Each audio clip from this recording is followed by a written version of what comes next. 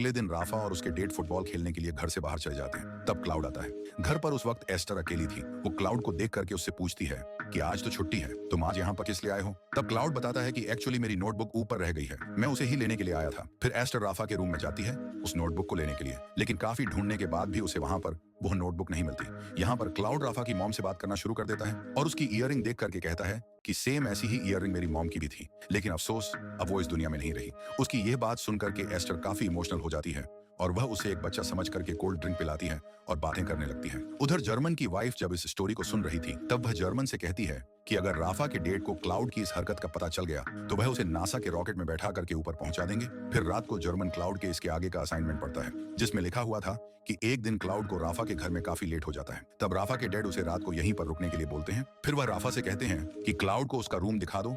इसके बाद Rafa cloud को लेकर के जाता है। उसका रूम दिखाने के लिए जैसे ही रूम में पहुंचते हैं राफा क्लाउड को पकड़ करके चुम्मा चाटी करना शुरू कर देता है। यहाँ पर हमें पता चलता है कि असल में राफा एक मीठा है और क्लाउड को मीठे लोग बिल्कुल भी पसंद नहीं है। फिर जब आधी रात हो जाती है तब क्लाउड चुपके से उठ करके जाता है एस्टर के रूम में और वह उसे सोता हुआ देखता रहता है। फिर अगले दिन हम क्लाउड और राफा की मॉम को एक साथ बैठा हुआ देखते हैं। मतलब कहीं ना कहीं क्लाउड अपने मकसद में कामयाब होता जा रहा था और उसी रात राफा के मॉम और डैड के बीच में भी काफी लड़ाई होती है। देखते ही देखते ये लड़ाई काफी बढ़ जाती है। मौके का फायदा उठा करके क्लाउड आ जाता है राफा की मॉम के रूम में और वह उसके हाथ में एक लेटर पकड़ा करके चला जाता है। यहाँ से अगले दिन राफा की मॉम उस लेटर को पढ़ने के बाद क्लाउड को अपने पास बुलाती है। जब वो एस्टर से बातें कर रहा था तो क्लाउड जर्मन को इमेजिन करने लगता है और उसे लगने लगता है कि जैसे जर्मन उसके पास ही खड़ा हो। अब क्लाउड का लिखा हुआ डर राफा की मॉम को बहुत ज्यादा पसंद आता है, इसलिए वह खड़े होकर के चुम्मा देती है। राफा भी विंडो के पास खड़ा हुआ ये सब कुछ देख रहा था।